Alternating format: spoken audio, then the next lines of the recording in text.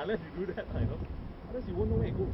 It will flow far and wide into the sea, into the river. It might even carry into the water supply to Kuantan.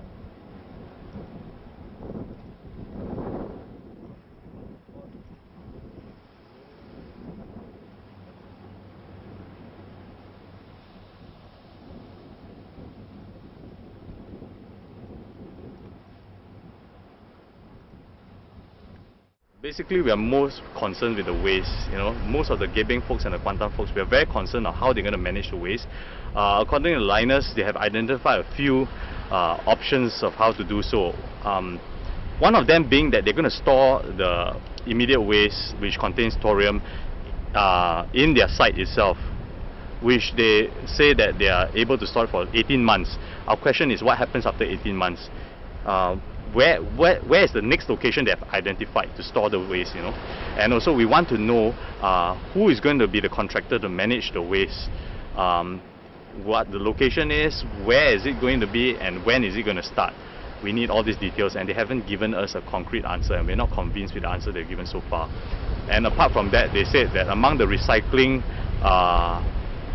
methods they're going to use for thorium would be to place them in the roads, whereby it is part of a mixture of the tar when they make roads. I mean, who needs thorium in roads? And who thorium was never part of the ingredient in making roads. And on top of that, they are also saying that they're going to place them in concrete blocks, which makes up for like wave breakers like these you see around here. Yeah. Another question would be like, you do not need thorium to make wave breakers, you see. And our concern is also that this area encompasses of areas which were once mangrove swamps, and they have, as you know, mangrove swamps have got a lot of groundwater running through. So in this case, right, what happens if the storage vessel or the encasement breaks, and leaks? So thorium will just naturally flow into the groundwater, and the groundwater will take it far and wide. It may even flow into the river. It may even flow into the water supplies of the communities here. It may even flow into the sea. As you know, thorium and radiation, especially being emitted from the thorium, is an invisible enemy, and we can't track where radiation goes. These are our immediate concerns, and we have not gotten the full report yet from ALB, and ALB says they have the right to issue the operation. They are the ones to issue the operating license to Lynas. Our concern is, have you made it public?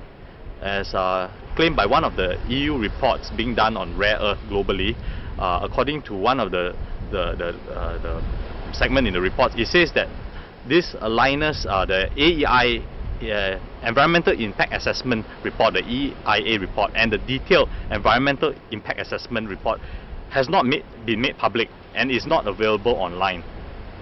So our question is why? Doesn't the rakyat deserve the right to know? After what happened in Bukit Merah, the Asian rare earth incident, the people have not even been consulted regarding this project. A lot of them only found out through the New York Times article, which came out, the one written by Keith Bradshaw 2 months back. Why does it take an article to inform people of such a project? The state government should be held accountable for not making this public when it was first mooted in the first place.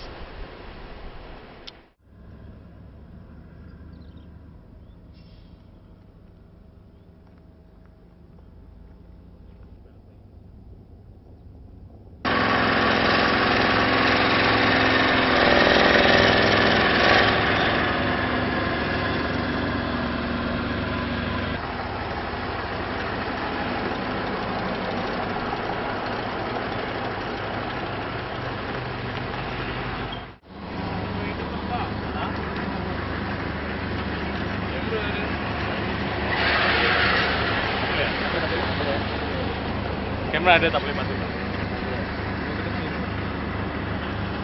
Sampai gini siap boleh. Tahu tak boleh masuk.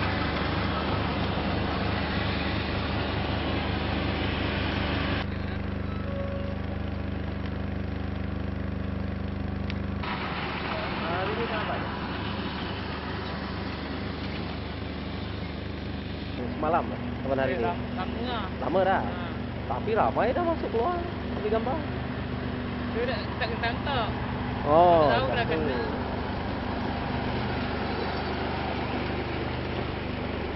Yang semalam kecoh tu macam mana tu? Kecoh. Kita orang dengar ada kecoh ah. Pagi-pagi tu. Dia kecoh buat kami tu sini lah. Ah.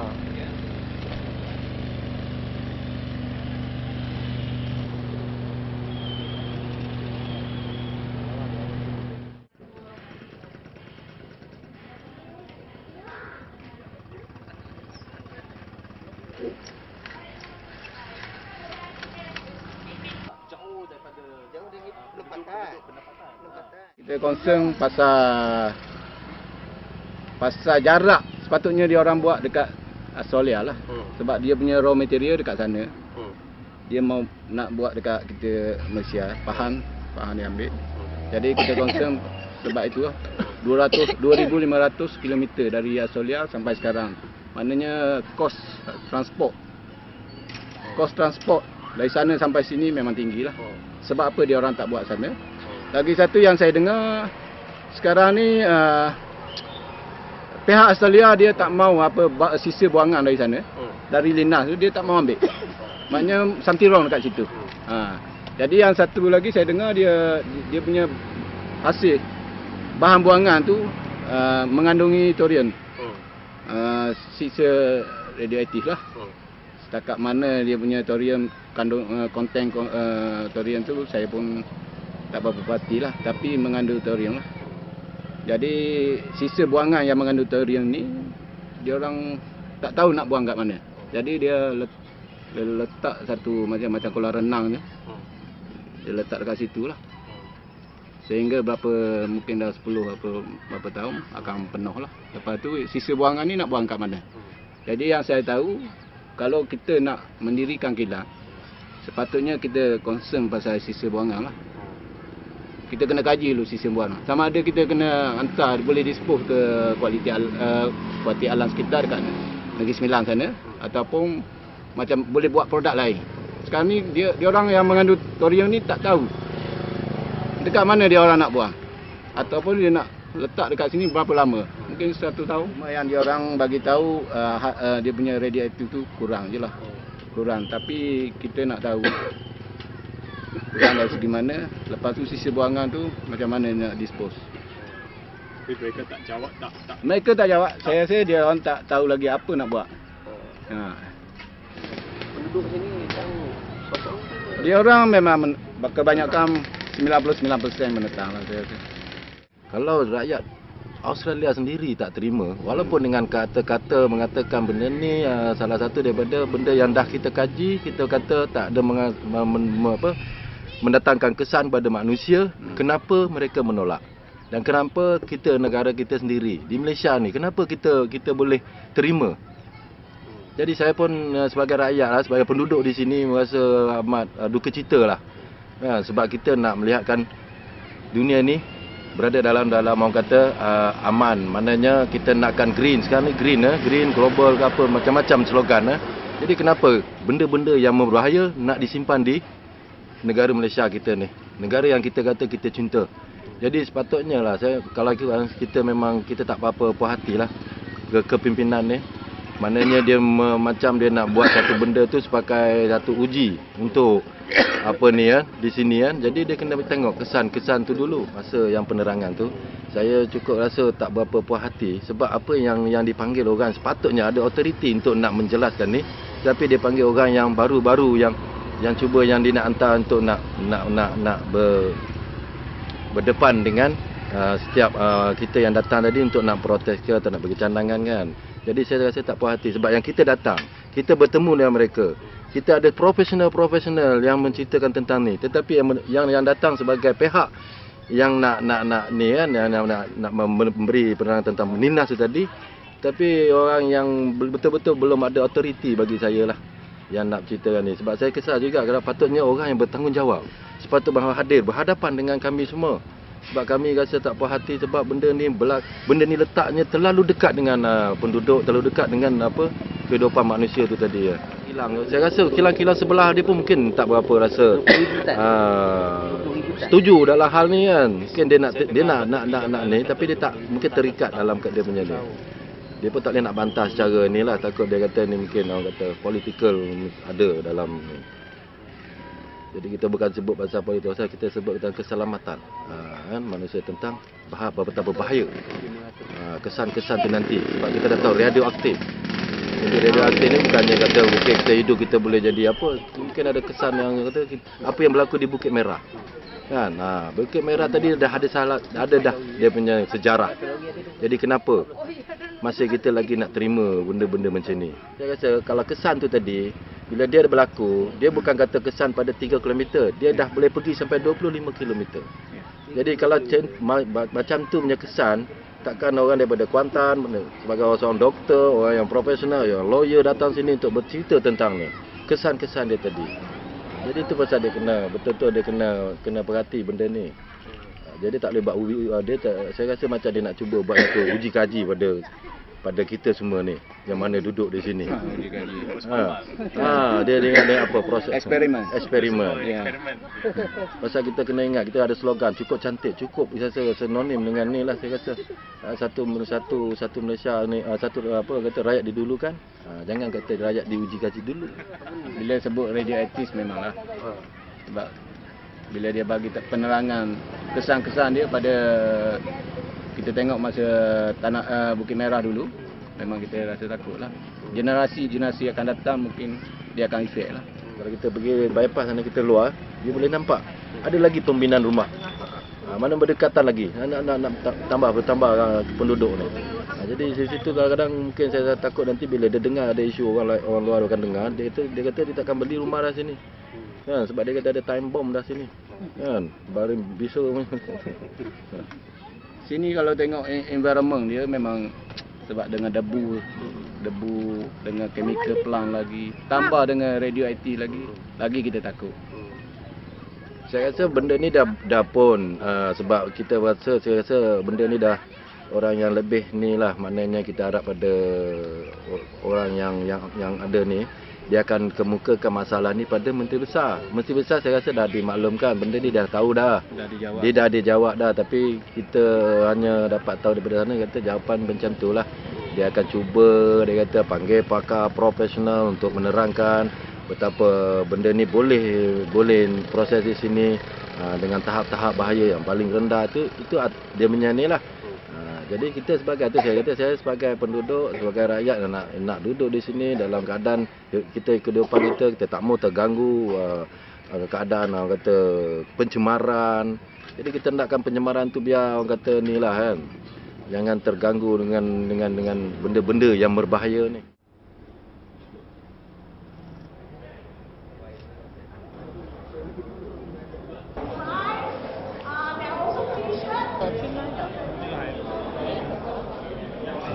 The response was very overwhelming, and people get to hear the real facts as opposed to the presentation that is very biased that was presented to us. So people see these visitors from Bukit Merah, and they are the real victims.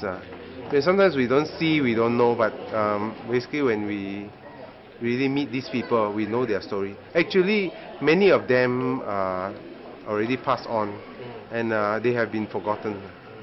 Not that we want to forget them, but people have forgotten them. So this is a loss, for the people's lives. They were destroyed. What was the thing about this Asian rare earth in Bukit Merah and now is the same thing. The same thing is that this is rare earth industry, and the same thing about that is that the government at that time told them that it was safe, but the results in history show that this has happened as a tragedy, and people are still paying for their lives until now. To us right now, we don't want this thing to happen. We don't want people to wake up from a bad dream and think that they still want to go on with it. Okay, so if we wake up from a bad dream, we can say, okay, we don't want it. Let's change our direction. All right, for the sake of the children. And when the other side is that we're talking about history has already been written in Bukit Merah. how they wish time can be changed, you know, they can turn back time. We cannot reach the time whereby we will also wish that we can turn back time. Yeah, that would be impossible to do. So what we do now is that when the government told them it was safe, government had a chance at that time with this project, and we don't want to go down this road again. Bukit Merah visitors, I'm very thankful for them willing to actually come and help us. They are going to go back to their hometown, and they will actually get their people, the whole state of Perak, to stand with us in the whole state of Pahang, and we are against this industry in our country. And we have already received contact from other people from JB. Some retired uncles are actually trying to organize an event for me to go down with some medical background people to actually present the facts, the true facts about the danger of this rare earth industry. And we're trying to reach every small town as well if it's possible, and we will tell everybody all about it. We can see MP Robin Chappell, and I think he is helping us because he is truly compassionate to the real cause that we're trying to save the children. And he has actually written a letter that is open, and we could see the letter that he was saying that he noticed that there was Lynas operations success in getting into Malaysia is based on a loophole in our legal system, and it would not look good just because of taking advantage of our loophole at the stake of the cost of the livelihood and the lives of our future children. And for us, every child is important right now, and if there's one child who's going to be handicapped, right, that child is important to us because we don't want the child to have a destroyed life. So our standards are very high, not one child's life to be wasted. With people thinking about technology and future profit in business. No, this is not what we want. They're simply not worth the price for the children.